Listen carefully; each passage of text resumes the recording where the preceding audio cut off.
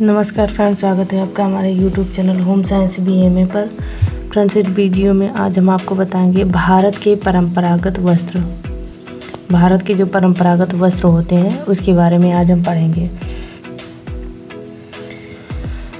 आइए देखते हैं। भारत की वस्त्र निर्माण कला की विश्व में धाक रही है। हमारे देश की वस्त्र निर्माण कला भी अन्य कलाओं जैसे संगीत, चित्रकला, हस्तकला तथा भवन निर्माण कला की भांति विरासत में मिली हुई है। भारत में वस्त्र निर्माण कला काफ़ी प्राचीन है। बहुत समय पहले से ही वस्त्रों का निर्माण किया जा रहा है। भारत में जितने भी विदेशी आक्रमणकारी आए वे अपने साथ साथ यहाँ के सुंदर मखमल, रेशम आदि के वस्त्र भी लेते गए, जिनकी इन्होंने भूरी भूरी प्रशंसा की है। जो आक्रमणकारी विदेश से आए हुए थे, यहाँ की जो विश्व प्रसिद्ध मखमल तथा रेशम आदि के वस्त्र थे, यहाँ से वो लेकर के गए तथा यहाँ उन्होंने काफ़ी इस वस्त्रों की प्रशंसा भी की है। राजा महाराजाओं की राजसी पोशाकें सोने चांदी के पतले बारीक तारों को पिरोकर बुनी जाती थी। एक एक पोशाक बनाने में महीनों का समय बुनकर लगाते थे तथा राजाओं को प्रसन्न करके उचित पुरस्कार प्राप्त करते थे। जो पहले राजसी पोशाक हुआ करते थे वो सोने चांदी के पतले धागों से बनाए जाते थे तथा उनको बनाने में काफ़ी समय लग जाता था। भारतीय वस्त्र निर्माण कला अपनी बारीकी, सौंदर्य व कोमलता के लिए प्रसिद्ध है। आगे देखते हैं। प्राचीन काल में वस्त्रों के नाम वस्त्रों के गुण के आधार पर रखने का प्रचलन था। जैसे बहते हुए जल के समान या पारदर्शी होने के कारण वस्त्र का नाम आब ए रवा दिया गया, जिसका हिंदी में शाब्दिक अर्थ होता है बहता पानी। इसी प्रकार ओस की बूंदों के समान अलौकिक सौंदर्य वाले वस्त्र को शबनम नाम दिया गया, जिसका हिंदी में अर्थ है ओस के कण। इस तरीके से उस समय के कुछ वस्त्रों के नामकरण निर्माण स्थल के आधार पर भी किए गए। जैसे ढाका की मलमल, ढाका में जो मलमल के वस्त्र बनाए जाते हैं उनको ढाका के मलमल, कश्मीर का पश्मीना शाल, गुजरात का पटोला, सिंध का सुंदालिन तथा काली कट या केलिको आदि। यह समस्त वस्त्र बिना किसी यंत्र की सहायता से केवल हाथों द्वारा बुने जाते थे। ये जितने भी वस्त्र आप देख रहे हैं ये हाथों द्वारा कुशल कारीगरों के द्वारा बुनाए जाते थे। आइए हम देखते हैं एक एक करके। आइए सबसे पहले देखते हैं बालूचर साड़ियाँ। बालूचर में जो साड़ियाँ बनाई जाती थी, मुर्शिदाबाद के निकट स्थित बालूचर स्थान पर बनी साड़ियाँ हथकरघे पर बनाई जाती थी। इस साड़ियों में आंचल को अनंत नमूने डालकर आकर्षक रूप दिया जाता था। नमूनों में मुगल कालीन प्रभाव स्पष्ट दिखलाई पड़ता था, जैसे फूल सूंघती बेगम या घोड़े पर बैठे हुक्का पीते सामंत के चित्र आदि अंकित किए जाते थे। इन पर मुगल कालीन प्रभाव होने के चिन्ह झलकते थे। आज भी बालूचर में सुंदर साड़ियों का निर्माण किया जाता था। जो बालूचर नामक स्थान है वो साड़ियों के लिए प्रसिद्ध है तथा इसमें मुख्य रूप से आंचल में डिजाइन डालकर आकर्षक बनाया जाता है तथा इसमें जो डिजाइन बनते थे वो मुगल कालीन रूप से स्पष्ट दिखाई देते थे, जैसे फूल सूंघती बेगम या घोड़े पर बैठे या हुक्का पीते सामंत आदि के चित्र अंकित किए जाते थे। इस तरीके से देखने से पता चलता है कि यह मुगल कालीन वस्त्र है। उसके बाद हम देखते हैं चंदेरी साड़ियाँ। मध्य प्रदेश के ग्वालियर शहर के समीप चंदेर नामक स्थान पर यह स्थित है। यहाँ की निर्मित साड़ियाँ अपनी सूक्ष्मतम व बारीकी के लिए काफ़ी विख्यात है। ये साड़ियाँ प्रायः सूती वस्त्र की होती थी तथा इन पर रेशम एवं जरी के सुंदर नमूने निर्मित किए जाते थे। ये साड़ियाँ कैसी होती थी? सूती वस्त्र की होती थी तथा इसमें रेशम एवं जरी वह होता है जो सोने चांदी के पतले तारों से कढ़ाई की जाती है, उन्हें जरी की कढ़ाई की जाती है। साड़ी के मध्य भाग में नमूने छोटे छोटे बूटे बनाए जाते थे जो अधिकतर दोनों ओर से अलग अलग रंग के होते थे। चंदेर में बनी होने के कारण इन साड़ियों को चंदेरी नाम से जाना जाता है। उसके बाद हम देखते हैं कलमदार या कलमकारी। इन वस्त्रों को पालमपुरी भी कहा जाता है। इन वस्त्रों को हाथ से एवं कलम की सहायता से रंगा जाता है।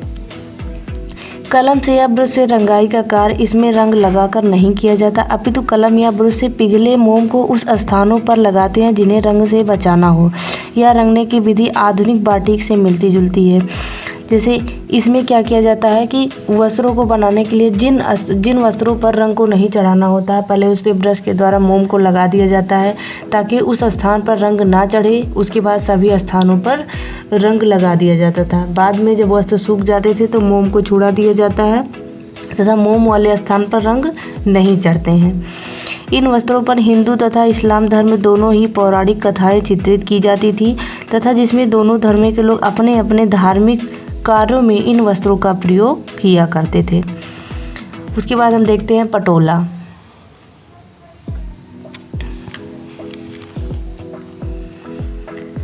यह वस्त्र काठियावाड़ एवं गुजरात में निर्मित किया जाता है। धीरे धीरे इनका निर्माण बम्बई, सूरत व अहमदाबाद में भी किया जाने लगा है। आजकल उड़ीसा की प्रसिद्ध संबलपुरी साड़ियाँ भी पटोला के आधार पर ही बनाई जाती है। इस तरीके से विभिन्न राज्यों में विख्यात है। पटोला निर्माण हेतु रंग नमूना की योजना पूर्व में ही निर्धारित कर ली जाती है। इसके बाद उसी के आधार पर धागों को टाई एवं डाई प्रक्रिया द्वारा रंगा जाता है। टाई एवं डाई, टाई मतलब होता है बांधना, डाई मतलब होता है रंगना। तो इस तरीके से टाई मतलब पहले उसको बांध कर दिया जाता है कस करके, जिस पे रंग ना चढ़े। उसके बाद उसको क्या कर दिया जाता है, डाई मतलब रंग दिया जाता है। धागों को इस प्रक्रिया द्वारा रंगने से पूर्व चिन्हों पर बांध दिया जाता है जिससे वे बिना रंगे ही रह जाते हैं। इस प्रकार रंग चढ़ाने की प्रक्रिया में अत्यंत सतर्कता एवं सावधानी की आवश्यकता रहती है। अगर सावधानी ना दिखाई जाए तो जो रंग होते हैं वो प्रत्येक स्थानों पर छिटक जाते हैं जिससे वो वस्त्र देखने में अच्छे नहीं लगते हैं। इसमें नमूने जो बनाए जाते हैं जैसे हाथी, नर्तकी, फूल, गमले आदि के चित्र अंकित किए जाते हैं।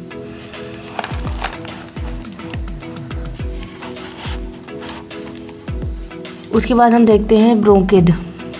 ब्रोकेड अलंकारक वस्त्र होते हैं। अंग्रेजों द्वारा यह नाम उन वस्त्रों के लिए दिया गया है जिन पर सोने चांदी के महीन तारों से निर्मित नमूने ही प्रमुख रूप से दिखाई देते थे। अन्य धागे तो लगभग छिप ही जाते थे और यह सुनहरे व चमकीले धागे प्रमुख रूप से दिखाई देते थे। इन वस्त्रों के निर्माण हेतु सूरत, बनारस व अहमदाबाद अत्यंत प्रसिद्ध है। इस तरीके से इसकी जो मुख्य विशेषता होती है वह होती है सोने व चांदी के महीन तारों से कढ़ाई करना, और मुख्य रूप से यही जो कढ़ाई होती है वह दिखाई भी देती है। उसके बाद हम देखते हैं बांधनी। इन वस्त्रों हेतु गुजरात, काठियावाड़, राजस्थान तथा सिंध आदि प्रसिद्ध थे। इस वस्त्रों के अंतर्गत बांध कर रंगी जाने वाली चुनरी, ओढ़नी तथा साड़ी आदि आते हैं। इन वस्त्रों को नवविवाहित स्त्री हेतु मंगलमय सौभाग्य का प्रतीक माना जाता था।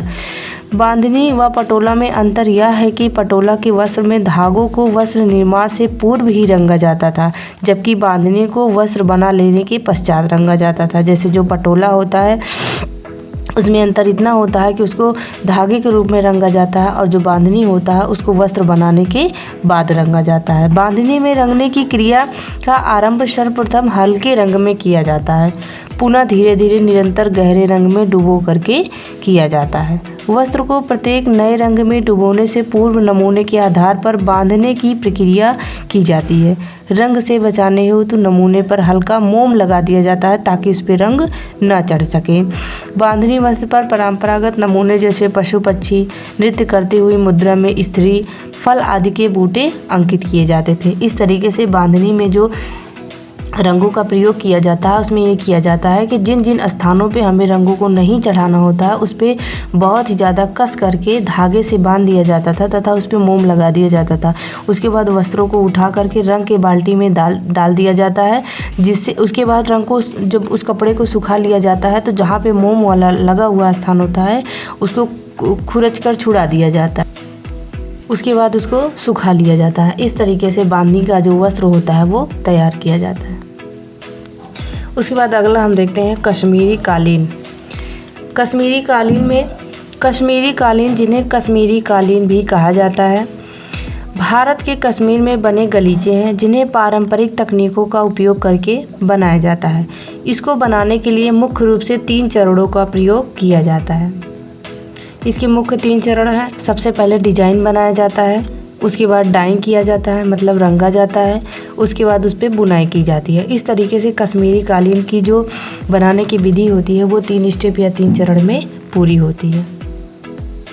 उसके बाद आगे देखते हैं, कश्मीरी कालीनों का डिजाइन फारस के बख्तियारी कालीनों से प्रेरित है। हाथ से बुने हुए कालीन की उत्पत्ति, जिसे स्थानीय रूप से कलवफी के नाम से जाना जाता है। प्रामाणिक कश्मीर ओरिएंटल कालीन हाथ से बुने जाते हैं और इसमें आमतौर पर जटिल डिजाइन प्रयुक्त होते हैं। यह एक प्रकार की कालीन होती है जो मुख्यतः कश्मीर में बनाई जाती है। इसको बनाने के लिए 3 चरणों का प्रयोग किया जाता है। सबसे पहले डिजाइन बनाया जाता है, उसके बाद उसको रंगा जाता है, फिर उस पर बुनाई की जाती है। इस तरीके से यह डिजाइन जो होती है बनाने की बहुत जटिल डिजाइन होती है, बहुत जटिल तरीके से इसको निर्माण किया जाता है। उसके बाद देखते हैं इकत। इंडोनेशिया भाषाओं का शाब्दिक अर्थ है बांधना। यह एक रंगाई तकनीक है। इकत बुनाई परंपराओं को 2 सामान्य समूहों में विभाजित किया गया है। पहला, दक्षिण पूर्व एशिया और कपड़ा बुनना। इकत में अलग अलग धागों या बंडलों को वांछित पैटर्न में कसकर लपेटकर प्रतिरोध बनाया जाता है। फिर धागे को रंग दिया जाता है। फिर नया पैटर्न बनाने के लिए बाइंडिंग को बदला जाता है। फिर धागों को फिर से दूसरे रंगों से रंग दिया जाता है। बहुरंगी पैटर्न बनाने के लिए इस प्रक्रिया को कई बार दोहराया जा सकता है।